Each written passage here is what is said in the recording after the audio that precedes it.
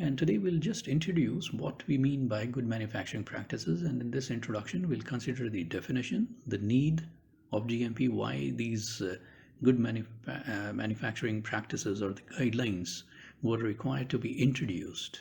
Then what are the objectives of GMP and the regulations? So talking about the definition, GMP, good manufacturing practices, okay, are practices, or of course they are guidelines, okay, they are merely the guidelines. That is most important part here, that provide minimum requirements, okay. These are guidelines which provide the practices and the requirements, that is for the manufacturers. That means what should be the size of the manufacturing premises, what should be the equipments, that list of equipments, that space requirements, list of equipments, the quality control requirements, okay, the packaging and the various areas that where you should store the products, those kinds of requirements which are required for the manufacturers to comply with, and how they should be manufacturing in the premises, okay. So these are the two parts. First is the requirement part and the practices part. So, and these are just guidelines, okay, that a pharmaceutical product manufacturer must meet to assure that the products are of high quality. This is the main purpose why these guidelines have been put forward, so that the manufacturers comply with these practices and they should meet all these requirements, so that the manufacturing that they are carrying out, the products that they are manufacturing, they are of high quality, okay, and do not pose any risk to the consumer or public. So that is GMPs. Now, GMP guidelines are not prescriptive, okay, they are not prescriptive instructions on how to manufacture the products, okay. So this is again a point which you have to understand. These are guidelines and these are not instructions on how to manufacture the product. So these are not SOPs. Like for instance, if tablet manufacturing has to take place, then they will just give you the requirements that for manufacturing of the tablets you require this much of a space, these equipments are required, you need to carry out these quality control parameters, okay. Or they will also tell you that for instance, the hardness of the tablet will depend upon this, that is the quality, okay, of the tablet, that is hardness or friability or dissolution will depend upon these critical factors. They can also tell you that, but they will not tell you that the hardness should be 4 to 5 kg. They will not tell you that the binder concentration should be 5%, or they will not tell you, the guidelines will not instruct the manufacturer that you should run your rotary your tablet press at 500 rpm, okay. So that is not an SOP, it is not a standard operating procedure. So they are not on instructions on how to manufacture products, but just these are guidelines, so that if you follow these guidelines, then you will be able to produce a quality product, okay. So they are a series of general principles that must be observed during manufacturing, okay. So just the principles, not the instructions, and it is the company's responsibility to determine the most effective and the efficient quality processes, okay. That means the guidelines or the principles have been laid down, or the components, that what are the various sources of variation or various sources as to how which should be controlled, which influence the quality of the products, all that has been listed. But how do you meet, or how do you come up with a process so that you are able to produce a quality product, that is left to the manufacturer. Now, the concept or the need of GMP, why the regulatory authorities had to give these components or these principles of GMP, what was the need to introduce this good manufacturing practices for the companies? So what is the concept or the need? The concept of GMP involved on the basis that final testing of the finished product cannot ensure quality of the product, okay. Again, take a look. Final testing of the finished product cannot ensure quality of the product, okay. That means you have manufactured a batch of tablets, 10 lakhs of tablets, let us say, are produced. Now that tablets, suppose you collect a sample of tablets and you perform the evaluation test, quality control test. Okay, so they pass or rather they fail, but let us say they pass, and then you say the batch that was produced of the tablets was of quality. It met all the quality control parameters. The specifications were up to the mark. Okay, so this is what final testing means. But what we are saying is that testing will not introduce, or it will not ensure quality of the product, because there at the end, when you have completely manufactured that batch of tablets, you're just testing whether it is a quality product or not a quality product. But what we are saying here, either on through validation or through these GMP practices or through design of experiments, optimization, all that, what we are trying to say is that the final product that is produced, that batch of tablets that is produced, should be of quality. You have to build quality into that product. Okay, that means when you test that finished product, it should definitely pass the quality control test. So this is the basically the point, that if you follow certain principles, then your finished product will definitely be of quality. It is not that testing will ensure that your product is of quality, or that testing will not introduce quality into your product. Okay, so and this was based on the following observations. So what was the need? First, that the quality of a product may vary depending upon, this is the fundamental to GMP. Okay, so the quality of the product varies, or it is influenced by factors such as materials, machine, methods, and the men. Okay, so this is the fundamental idiom here that you have with respect to quality assurance or with good manufacturing practices. Now, what does this mean? This means, for instance, just like we said, that the tablet hardness, okay? Now, this guidelines will not give you that tablet hardness should be 4 to 5, or you should compress it this or that, but it just tells you that if you are not able to get the required hardness, it is because, or let us say the number of batches that you're producing, let us say batch 1, you produce batch 2, batch 3, and there is variation of hardness. Okay, in some batch you are getting a tablet hardness of less than 4, in some batches you are getting a tablet hardness of more than 5, sometimes more than 8 kgs. Okay, so that variation in the quality attributes, okay, so that is what we are saying. The quality of the product may vary because of any of these reasons. It could be because of the materials, like for instance the suppose dissolution is varying. In one batch, let's say less than 60 minutes the tablet dissolves. When you produce batch 2, it takes more than 60 minutes for the tablet to dissolve. Okay, so why is that happening? It could be because of materials, like for instance the particle size that you have used is different in batch 1 and in different in batch 2. Okay, so likewise the machine, the compression force that you are using, the method, that is the process that you are using. Okay, so that is going to influence the quality of the product. And the men, that is the people, the production people, those who are producing, they can also influence the quality of the product. Okay, so all these are the factors which influence the quality of the product. And what is required is this, that these variations have to be understood and they have to be controlled to produce a quality product. So variations in these are required to be controlled if the quality of the product is to be assured. Quality of the product is to be assured. Assured is again an important word. Assured, that means there has to be consistency in production. Batch 1, 2, 3, 10th, 15th, 20th, 50th batch. The quality control parameters should be same throughout. That is quality assurance. So secondly, why these GMPs were supposed to be introduced? So first point is because of variation. And what are the sources of variation? Men, material, machine, method.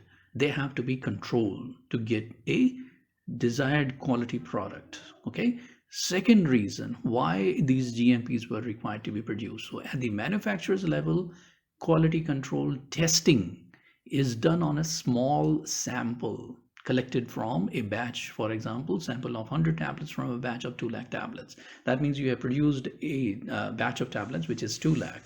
But you do not test the quality of all the 2 lakh tablets. It is not possible. Why? Suppose if you want to go for the disintegration test, you want to go for the hardness test, then that means you will check the hardness of all 2 lakh tablets and there is nothing left to market. Okay, so what you do is generally you collect a sample, and based on that sample, of course, you say that the entire batch of 2 lakh tablets passes, or it would have that much of hardness, that much of disintegration time, dissolution time, friability, and so on. Okay, so this is the point again, that the entire, each and every single unit is not being tested. Okay, but it is a sample, small sample, and this is very small. Out of 2 lakh, suppose we are conducting a test, quality control testing is say done on 100 tablets. Based upon the test results of these 100 tablets, we are saying that this batch of 2 lakh tablets would have this much of quality. But whether all those 2 lakh have that much of quality or not, that is not sure. So this is exactly, this cannot ensure the quality of the entire batch. Okay, therefore what is required, that your manufacturing process should be controlled, those variations should be controlled, those quality principles must be followed, so that your end product, even if you don't even test it, your end product must be of quality. Okay, so a consumer, now this is again a third point we want to put forward, that is, a consumer cannot detect through smell, touch, or sight, that is his senses. Okay, that is his detection senses, whether a marketed drug product is safe or if it works or not. Now what do we mean by that? Now just take a look at this point here. Suppose you go out into the market for buying, let us say, fresh fruits and vegetables. Okay, so how do we do any food, for instance, and just like the medicines, we are consuming food. So that is why we are taking the example of food. Okay, fresh fruits, fresh juices you are consuming, then fruits, vegetables, whatever. And when you buy or when you eat, just for when let us say the food is there on your table, when you eat, okay, so just before eating, that you have the detection senses are there for detection. Okay, for quality control, you can say. Just in the same way, for the pharmaceutical products, you analyze, you test those products through the instruments, through the equipments, testing apparatus is there. Okay, but here for the testing of food, God has already gifted these senses, the sense of taste, the sense of smell, and even sight. Just by looking at the fruits and vegetables, you can say whether they are fresh or not. By touching, by smelling, you can say whether they are rotten or not, whether they are fit for consumption or not. If something is not fit for consumption, you do not eat it, you throw it away. Okay, but here in the case of the pharmaceuticals, a patient, when he buys a tablet, he cannot say what is the hardness, whether it will whether the tablet will dissolve within 60 minutes or it will take more than 60 minutes. He has no idea.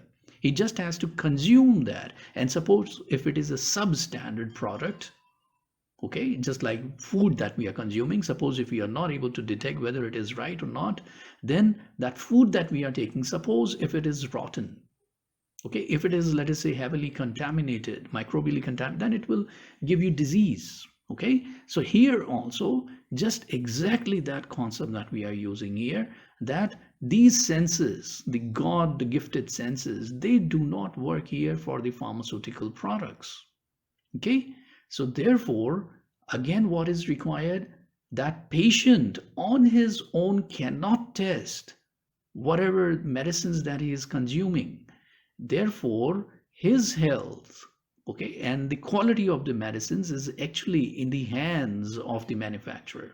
So therefore the regulatory authorities came up with these good manufacturing practices which the manufacturer should follow, so that the manufacturer should produce quality products, and only the quality products should be put into the market, so that they are fit for consumption by the patients.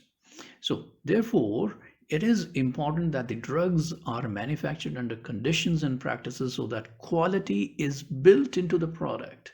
Again, this is a very powerful statement. You must all keep it in your mind that quality is built into the product.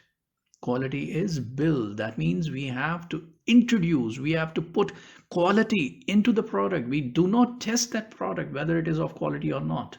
Okay, so this is the point of fundamental point of GMP. Quality is to be built. Quality is not tested, but it is built into the product. We have to make a quality product. We are not going to test whether the product is of quality or not. That is the point. So how do we do that? Facilities that are in good condition, equipment that is properly maintained and calibrated, employees who are qualified and fully trained, okay, and they understand this concept of good manufacturing practices and processes that are reliable, reproducible, that means validated, is how GMPs assure the quality of products. Okay, so again, material, machine, method, all those guidelines are for especially all these four things: material, machine, method, the personnel, how that equipment, that space is to be maintained, all that is there. And what is important is that employees who are qualified and those who understand the principles of GMP. Therefore, the very first thing, okay, when you step into a company, the people in the company or even that HR department who interviews, okay, what he tries to see is that whether that candidate who is appearing for the interview, whether he understands the principles of good manufacturing practice. Because when you have a person who understands the quality and the importance that how this quality is to be built through the right approach, through the practices, then only you will get a quality product. So therefore, the objective of that HR person who is interviewing is to find out whether you understand the principles of GMP. Okay, then of course it is going to be a training part and onwards. So what are the objectives of GMP, of these guidelines? To produce products conforming to predetermined specifications. That means we are supposed to produce products that are of quality. That means when even if you test it, the batch should never fail. Okay, you are just testing, that is a mere routine process, but that testing should definitely pass. And how is that going to be? That is through these GMP principles to produce products of consistent quality. Again, this word consistent is important.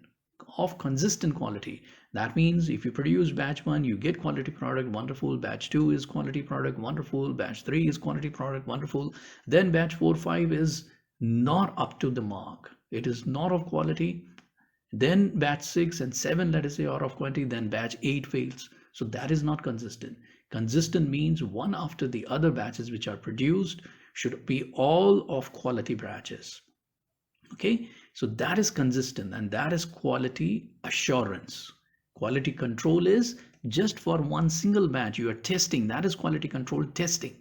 Okay, quality assurance on the whole is a larger, broader perspective that the product that you produce should be of quality and of consistently. That means over a number of batches you should get that same quality, also reproducible quality. That is also required. Then to minimize contamination, okay, and to eliminate errors. Now this is something very very easily which takes place, a problem which takes place, goes on in the manufacturing houses. Like for instance, they are manufacturing in the companies, they are manufacturing, let's say 10 different products. There are companies which manufacture 30, 40, 50 different products. Okay, so generally even in case of tablets, let us say they will have different sections. Tablets will be there, liquids will, syrups will be there, ointments would be there, right? But even for tablets, let us say they are manufacturing 10 different types of tablets. Okay, brand A, brand B, the product A, product B. So sometimes it so happens that the excipients of one or the active constituent of one gets mixed with the B. Okay, so that is contamination in that sense, cross contamination. Okay, that means you have the production equipment, that production line is there, that manufacturing press, granulators, fluidized bed dryers, everything is there. In one, let us say in fluidized bed dry, you have put the granules for drying or for granulation of one component, and then you are possibly mixing it with a lubricant or with maybe the second component of the drug, but that is of the product B. Sometimes it so happens. So that is, in that term, it is contamination. Not contamination that particles would be, that there is dust particles from the environment or microbial contamination. Of course, that is entirely supposed to be ruled out. Okay, because again GMP gives you tells you that these dust particles, that how you can reduce those dust particles. Okay, even the walls, that what should the walls how they are to be painted, and what should be the material of construction of these walls. Even those floors are to be cleaned every half an hour. So all that is part of GMP. So that point of view, not that just contamination is to be there, not just that much, but the two products, if they are being manufactured simultaneously, the production lines are same, the equipments are same, but how do you prevent the entry of that second compound into the first one? So that is eliminating errors and minimizing contaminations. Okay, so for all that you have written points. Now GMP regulations, that means it's law or an act. Okay, so GMPs are mandatory. That means the manufacturer nowadays cannot say that he is manufacturing medicines and that his plant is not GMP certified. It is mandatory. He has to take GMP certification for his manufacturing site. Okay, so mandatory, which means manufacturers are required by law to abide with the provisions of GMP. They have to follow these guidelines. Okay, but again, be reminded that it is not the SOP. This will not give you that step 1 is this, step 2 is this, step 3 is this for manufacturing, but these are just that maintenance with regard guidelines with regards to material, machine, method, that contamination, and how you can get a quality product. That is the point. But those requirements, which are principles which are laid down in the GMP, they have to be shown to the regulatory authorities. That means there will be an inspection of the plant to tell those inspectors that they have all these kinds of equipments, and these are the dimensions, these are the various places, the layout, location of the plant. Okay, layout of the plant, that means where the raw material would be stored, where the finished product would be stored, where packaging material is going to be stored, where the workers will have a change room, all those things. Okay, so that entire layout has to be shown, and how they are manufacturing, like for instance cleaning, that we were saying, whether they are maintaining that humidity. Now how much humidity is to be maintained, that is up to the manufacturer, but the GMPs will just tell you that temperature, humidity, light, all that has to be controlled, okay, to get a quality product.